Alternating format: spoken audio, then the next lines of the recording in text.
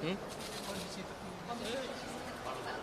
Iya kan ad interim sekarang sudah Menko Marinvest sudah dipegang oleh Pak Erik, jadi harian sudah enggak ada masalah. Tapi kita berdoa agar Pak Luhut segera diberikan cepat sembuh, diberikan kesembuhan.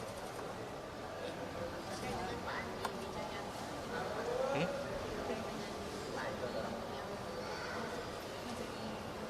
Ya sudah kita izinkan, sudah kita izinkan. Oh, sudah. Hanya aturannya seperti apa nanti Pak Menseknek lah ya. Apakah harus cuti, apakah harus mundur, apakah harus Menseknek teknis ya. Sudah diizinkan ya? Sudah diizinkan. Kalau saya izinkan.